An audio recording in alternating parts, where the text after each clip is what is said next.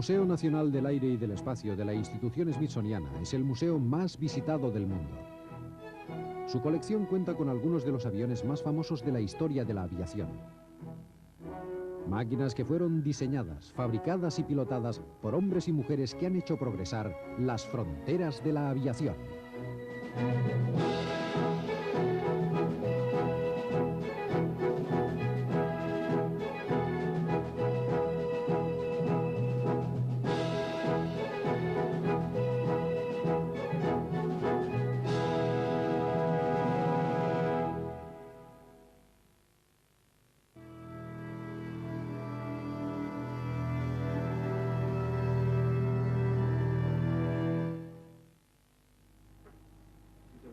Esta es la torre de control de la base Edwards de las Fuerzas Aéreas tal como es hoy. Es el centro de las operaciones de vuelo, una base que ha visto 50 años de pruebas de vuelo de alto nivel. En 1947 el coronel Lal Boyd tomó una decisión que tuvo una enorme influencia en la configuración posterior del centro de vuelos de prueba de las Fuerzas Aéreas.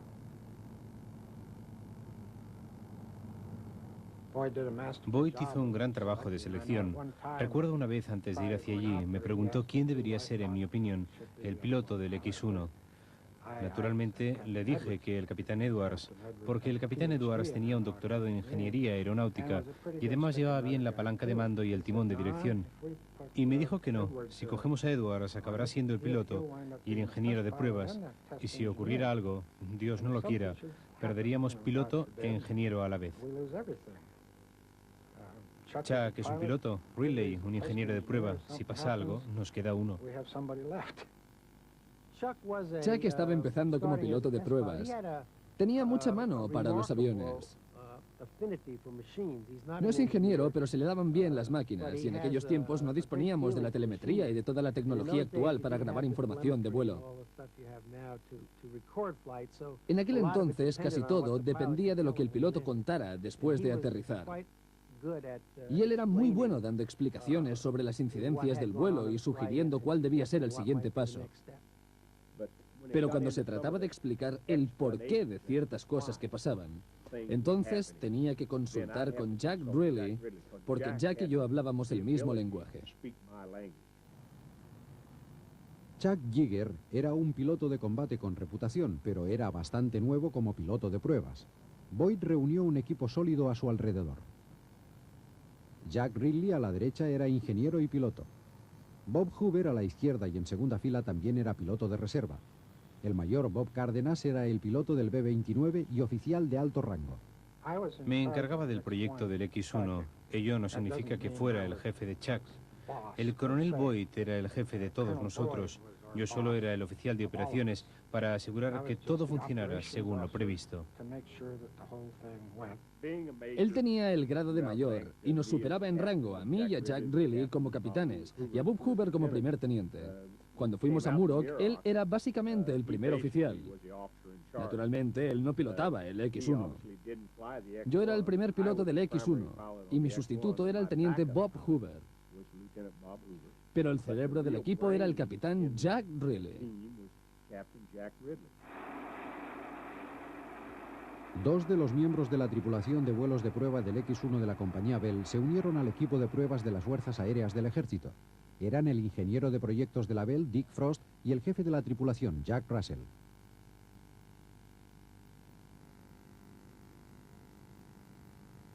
Mandaron a Yeager, Ridley y Hoover a las instalaciones de la Bell en Buffalo para que se familiarizasen con el X-1, pero solo había una persona que tuviera una cierta experiencia en el pilotaje de aquel avión. Yeager habló con Slick Goodlin para conocer su opinión como piloto de pruebas. No teníamos con quién hablar. Y fui a ver a Slick Goodlin y le pregunté qué clase de técnica utilizaba para aterrizar, a qué velocidad lo hacía. Una conversación de pilotos, ¿entiende? Estaba tan molesto porque las Fuerzas Aéreas habían prescindido de él para el proyecto que me dijo: bueno, si las Fuerzas Aéreas me quieren contratar para entrenarte para pilotar este avión, les costará unos cuantos miles de dólares. Y si no recuerdo mal, le miré y le dije: supongo que si tú los has pilotado, también podré hacerlo yo. Y eso fue todo. El 6 de agosto de 1947, Chuck Yeager fue lanzado pilotando el X-1 por primera vez. Fue un vuelo sin motor. Me resultó fácil disciplinarme para los vuelos de prueba. Tenía una mejor coordinación entre el ojo y la mano y una vista superior a la mayoría de pilotos. Y una cosa que me dio ventaja fue el hecho de tener conocimientos de mecánica. Mi padre me enseñó de joven a trabajar con motores e ingenios mecánicos. Y luego me formé como técnico de mantenimiento en las fuerzas aéreas, antes de ser piloto. El X-1 era una máquina muy compleja, pero para mí era fácil de entender. La habilidad para saber pilotar un avión es en realidad secundaria. Cualquiera puede hacerlo si se aprende. Yeager realizó 2 vuelos más planeando con el X-1 durante los 2 días siguientes. Ya había puesto nervioso al equipo cuando hizo un tonel con el X-1 justo después del lanzamiento del primer día, y el tercer día entró 2 veces en barrena. El programa de pruebas del X-1 entró en una nueva fase. Iban a producirse cambios en las fuerzas aéreas. En julio de 1947, el presidente Truman firmó un documento que significaba la independencia de las fuerzas aéreas de los Estados Unidos a partir del 18 de septiembre. La NACA convocó a sus propios pilotos de prueba para el X-1. Su programa de pruebas con el avión número 2, el 6063, tenía que empezar en septiembre. El equipo de las fuerzas aéreas se concentró en el X-1 número 1. Realicé todos los vuelos con el avión número 1, el 6062, porque estábamos interesados en la alta velocidad. Y sus alas delgadas ofrecían menos resistencia al aire que las del avión número 2, que eran más gruesas. La máxima velocidad alcanzada por los pilotos de la Bell con el X-1 era de 8 décimas de la velocidad del sonido. El plan de las fuerzas aéreas, en colaboración con la NACA, era hacer una serie de vuelos que empezaran a partir del punto en que la Bell lo había dejado y acercarse a Mach 1, incrementando progresivamente la velocidad. Chuck Yeager pintó un nombre en uno de los lados del X-1. Lo bautizó Glamorous Glynis. Glynis era el nombre de su mujer. Estaba preparado para volar con motor. Estaba encargado de supervisar el B-29 y prepararlo para el vuelo. Entonces lo conducíamos hasta el pozo que se había construido para colocar el X-1. Entonces remolcaban el B-29. Yo me encargaba de esta fase hasta que se cargaba el X-1 en el B-29. Entonces nos coordinábamos Russell, el jefe de tripulación del X-1, mi jefe de tripulación del B-29 y Dick Frost. Y por supuesto Chuck, que estaba muy interesado en todo el proceso.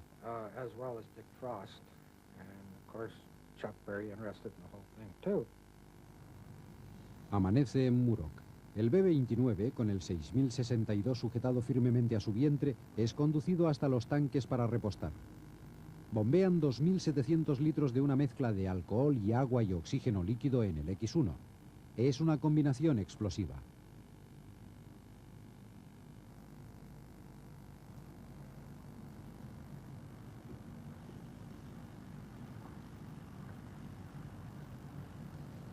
Los aviones de caza P-80 se preparan para despegar.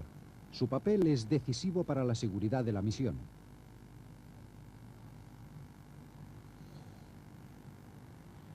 Bob Cárdenas se prepara para el despegue.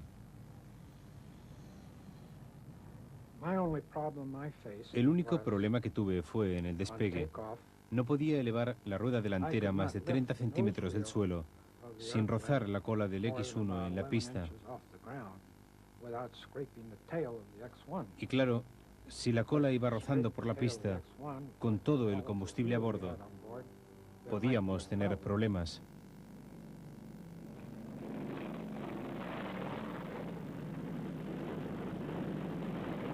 La operación de lanzamiento del X-1 no siempre fue tarea fácil. Utilizábamos una argolla normal para bomba B-5, diseñada para resistir el peso de una bomba de 900 kilos. En ese momento tenía que sujetar unos 635 kilos, y es necesario un sistema de seguridad con una anilla para evitar sorpresas o descuidos. Hay el factor humano. Un par de veces soltamos el X-1, tiramos de la manilla sin tocar la anilla de seguridad, y eso evitaba el lanzamiento. Pero en definitiva era muy divertido. A veces estaba sentado ahí en el X1 pensando, por Dios, ¿qué es lo que está pasando? Si el X1 no se desprendía, el combustible debía ser expulsado. Soltamos tanto combustible como pudimos, pero todavía tenía que aterrizar llevando el X1 dentro. Chuck se quedó en la cabina. No se fiaba de nadie. Quería asegurarse de que en caso de que se soltara inadvertidamente, él estaría dentro para pilotarlo. Naturalmente, cuando descendimos, no recuerdo a qué altura volábamos, pero cuando estuvimos a baja altura vio que en cualquier caso tampoco podría pilotarlo y se encaramó y volvió a subir al B-29.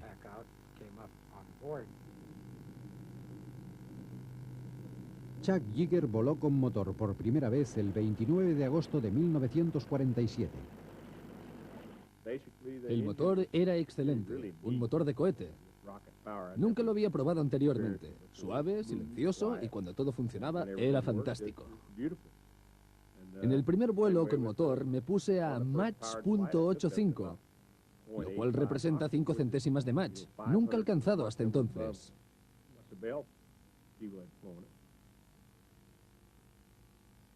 El coronel Boyd no se inmutaba. El avión se aceleraba tan rápido. Primero me puse a 0,85. Cuando volví y escribí mi informe, se enfadó un poco conmigo y me dijo, ¿por qué vas a más de 0,82 Mach? Y contesté, estaba pilotando a gusto. No vi nada malo en acelerar un poquito más. Pero me dijo, no comprometas la seguridad. Era muy rígido en este aspecto. La velocidad se fue incrementando progresivamente en una serie de vuelos.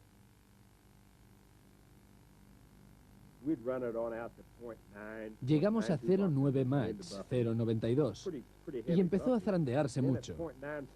Entonces, a 0,94 Mach, el zarandeo era importante, así que giré el avión y logré 3 Gs a 0,94 Mach, y perdimos el control del avión. Los timones de profundidad no funcionaban, y entonces giré y apagué los cohetes y descendí. Teníamos un problema serio, porque la predicción era que el X1 podía picar o bien encabritarse cerca de la velocidad del sonido. Pero si no podíamos controlarlo a esta velocidad, tendríamos problemas.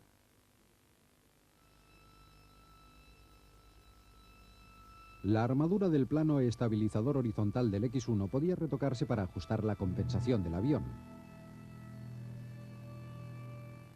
Nunca utilizábamos el plano estabilizador horizontal en vuelo, porque lo equilibrábamos a 2 grados por debajo de la proa y lo dejábamos ahí, porque era el nivel adecuado para que el avión volara bien. Y ahí es donde intervino el cerebro Jack Riley. Después de considerar un montón de datos, se demostró que la onda de choque que se formaba en la parte fija del plano estabilizador horizontal, al incrementar el número Mach, esta onda de choque retrocede y se hace plana. Bien, a 0,94 Mach era el punto de inflexión del timón de profundidad y perdimos efectividad del timón. Jack Riley me dijo, mira, vamos a intentar pilotar el avión con el plano estabilizador horizontal. Y si crees que eres lo bastante bueno como para hacerlo, tal vez puedas salvar la cola. Éramos 5 muchachos en el desierto. Lo metimos en el hangar. Jackie se fue a Lancaster a comprar un engranaje helicoidal y arreglamos el timón de profundidad. Modificamos un poco la cola para que Chuck pudiera operar con toda la cola. Más tarde se le dio el nombre de cola de vuelo. Entonces hicimos una salida e intentamos volar con el plano estabilizador horizontal, y cuando vimos que era posible, fue la solución a todos nuestros problemas. Fue un paso fundamental que tuvo un efecto inmediato y profundo en el diseño de aviones de alta velocidad, primero en los Estados Unidos y más tarde en todo el mundo.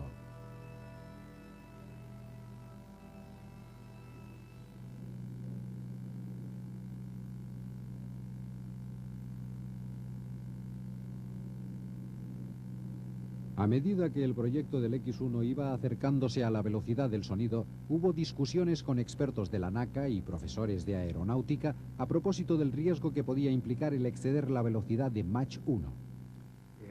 Vinieron a vernos a Muroc 4 doctores en aeronáutica. El doctor Suley era uno de ellos, de los laboratorios Ames. Creo que también estaba el Dr. Perkins de Princeton y Caltech y MIT, la Florinata. Bien, Jack Ridley los llevó al cobertizo de operaciones para utilizar la pizarra. Chuck y yo nos sentamos para asistir a la reunión. Durante mucho rato defendieron sus tesis. Al final hubo un empate. Jackie no podía convencerlos de que se podía hacer, y ellos no podían convencer a Jackie de que mandábamos a Chuck a la muerte. El 9º vuelo a motor de las Fuerzas Aéreas fue programado para el 14 de octubre de 1947. El proyecto estaba a punto de alcanzar el Mach 1. No había una comunicación fluida con el general Boyd, pero pensé que era mejor decírselo. Le llamé por teléfono, le puse en conocimiento de la situación, y el muy bribón no me dijo ni que lo hiciera ni que no lo hiciera. Solo me dijo, bueno, buena suerte, nada más. Y lo interpreté como una luz verde al vuelo. Y lo hicimos.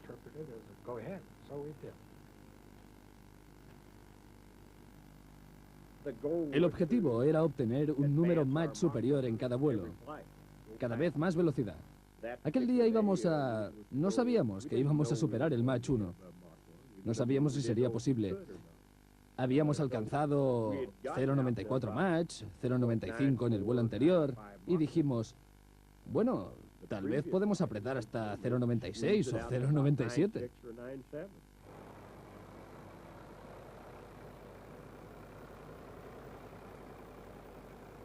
A primera hora de la mañana del 14 de octubre, el X-1 estaba cargado a bordo del B-29 y con el depósito lleno. Se comprobó el equipo electrónico que controlaría el vuelo.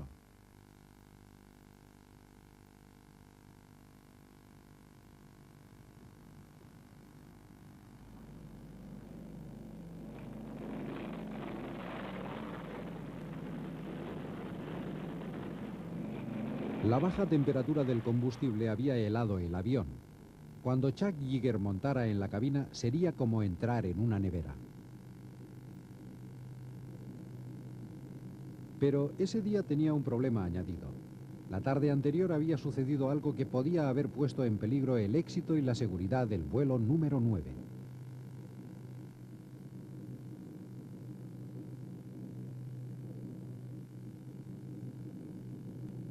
Cuando Yeager se agachó para introducirse en la cabina del X-1, estaba dolorido. El dolor se agudizó al doblarse en la puerta de la cabina.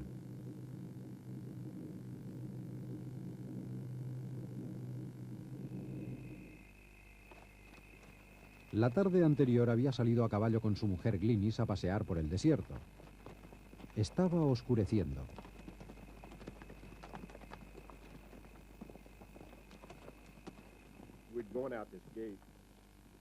Habíamos salido por ese portal. Regresábamos y yo iba delante, al galope. Alguien había cerrado el portal. Estaba oscuro y, claro, al darme cuenta de que estaba cerrado, ya estaba encima. Yo intenté frenar el caballo, pero dio contra la valla del portalón y me caí rodando. Y me di las costillas. Me dolió bastante. Decidí sacar adelante el proyecto con Chuck, porque hay gente que ha nacido, detesto usar la palabra, con suerte, porque su habilidad le daba suerte, pero no le ocurrió nunca nada malo. Hablé con Jack Riley, le dije, Jack, tengo un problema. Me duele mucho, no sé si puedo pilotar el X-1. Cuando hay que bajar por esa escalera y doblarse para pasar la puerta, me duele mucho. La puerta de la cabina del X-1 tenía que cerrarse con pestillo desde el interior, para lo cual el piloto debía usar la mano derecha. Pero Yeager no podía usarla, le dolía demasiado el costado derecho. Jack Ridley encontró la solución. Y me dijo, eso lo arreglo yo. Me preparó un palo de escoba de unos 30 centímetros. Y con la mano izquierda podía operar la abertura y cierre de la puerta. Y decidimos que así lo íbamos a hacer.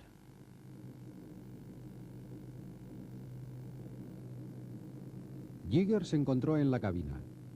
Jack Ridley puso la puerta en posición y utilizando el mango de la escoba, Yeager cerró desde dentro.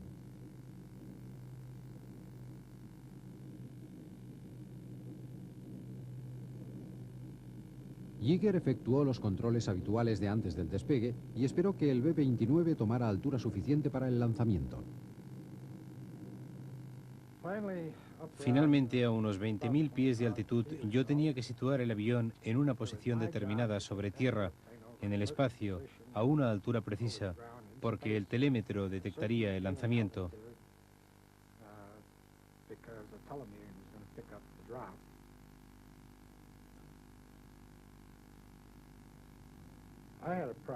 El problema era que si iba demasiado rápido, el B-29 empezaba a temblar y vibraba mucho, y yo tenía miedo de que eso fuera la causa de que se atascara el compartimento de bombas, como ya ocurrió una vez. El X-1 fue liberado a 50.000 pies. Claro, el B-29 dio una sacudida al soltar el X-1, como cuando lanza bombas. Unos segundos más tarde tenía un P-80 justo debajo. Era Bob Hoover, el piloto que debía seguir al X-1. Me saludó efusivo. Controlé el índice de aceleración por el ángulo de ascenso. Si quería ir un poco más lento, lo enderezaba y aceleraba ligeramente. O dejar caer la nariz y tomar velocidad de golpe. Estaba a 0,95 o 0,96. Y de pronto el indicador de velocidad saltó. Se salió del marcador. Y cuando eso ocurrió, se acabaron las sacudidas, a causa del flujo supersónico en todo el avión. Fue una sorpresa absoluta. La nariz comenzó a bajar, así que accioné el plano estabilizador horizontal para mantener la nariz hacia arriba y exclamé: ¡por Dios! ¡Eso está hecho! Y así estuve unos 20 segundos. Entonces apagué las 3 cámaras de combustión y desaceleré. Y la aguja indicadora bajó hasta los 0,96. Una vez pasó la onda de choque sobre la cabeza del piloto, pudimos ver el número Mach auténtico en el indicador. Habíamos logrado la explosión sónica. Se había formado la onda de choque en el avión.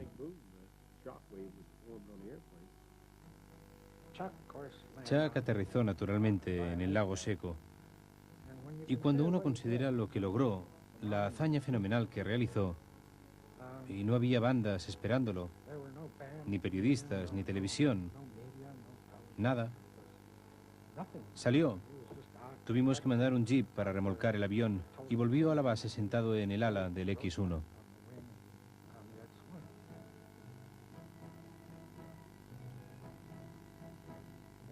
Cuando aterricé, no todos, pero algunos de los doctores estaban allí. No querían hablar conmigo, sino con John Ridley. Uno de ellos tiró su libro al cubo de la basura, diciendo: «Mira, Jack, tenemos que reescribir el libro». Cuando logramos volar superando Mach 1, nos sorprendió.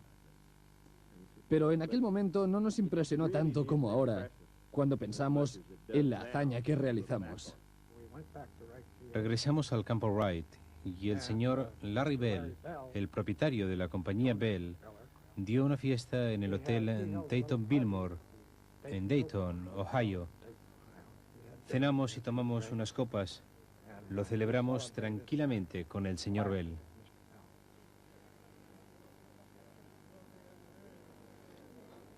Hubo un factor fundamental en el logro del X-1 para superar la velocidad del sonido.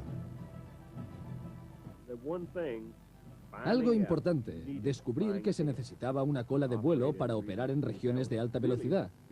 Ese fue el auténtico logro para volar superando la velocidad del sonido. Y valió la pena. El X-1 fue clasificado. Toda la información que obteníamos del X-1 no la compartíamos con el resto del mundo. Nos la guardamos. La pusimos a disposición de la industria aeronáutica. Y ese factor, descubrir la importancia de la cola de vuelo con el X-1, nos permitió dar un paso de gigante en aeronáutica respecto al resto del mundo.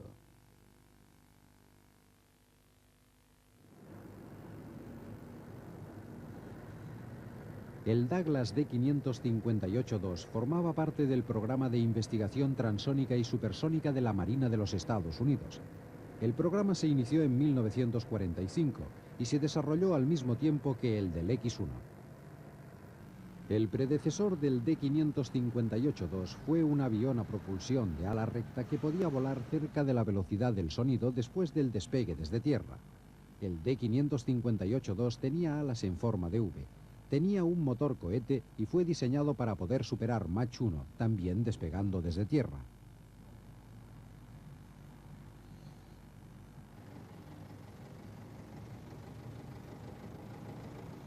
El X-1 no podía despegar desde tierra con el depósito lleno. No estaba diseñado para ascender con tanto peso. Llenamos el depósito a un 60% de su capacidad. Oxígeno líquido y una mezcla de alcohol y agua. Luego remolcamos el avión hasta el lecho del lago. Hubo un cierto espíritu de rivalidad en la decisión de realizar ese vuelo. Los promotores de la Marina del D-558-2, 1 y 2 dijeron que soltar un avión a 45.000 pies para superar la barrera del sonido era hacer trampa. Esa opinión debía ser rebatida. En el espíritu altamente competitivo de las pruebas de vuelo, la tripulación del X-1 demostraba que su avión era capaz de cualquier objetivo que la Marina pudiera lograr. Pero había riesgos. El tren de aterrizaje del X-1 podía fallar. Los esfuerzos de un despegue desde tierra, incluso con solo un 60% de combustible, iban a ser considerables. Encendí 2 cámaras de combustión y luego 2 más, y el avión se elevó a unos 1.600 pies. Subí el tren de aterrizaje y se aceleraba tan rápidamente que con la sacudida se rompió el vástago de los alerones. Se quedaron hacia arriba. El avión descendió ligeramente. Lo mantuve en el aire. Me elevé e hice un Immelmann. Y desde el arranque hasta el apagado solo disponía de 100 segundos de combustible. Y en esos 100 segundos hice un Immelmann y me elevé a 23.000 pies a velocidad supersónica. Y se acabó el combustible. Descendí y aterricé. El vuelo había durado en total 4 minutos.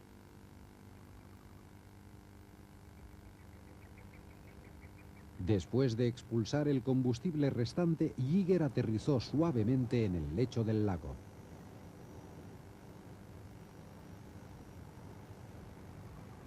Este vuelo, realizado en enero de 1949, iba a tener un importante significado histórico. Es el único vuelo de la serie X, aviones con propulsión de cohete, con despegue de tierra y tripulado por un piloto.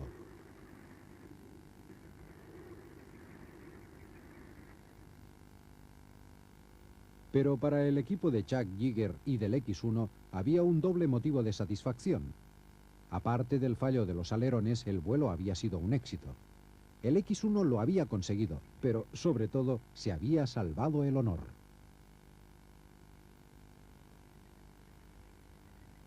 Lo hicimos porque la Marina y Douglas criticaban el X-1. Fue aposta. Lo hicimos el día antes de que realizaran la fase 2 con el D-558. Y bueno, hubo caras largas.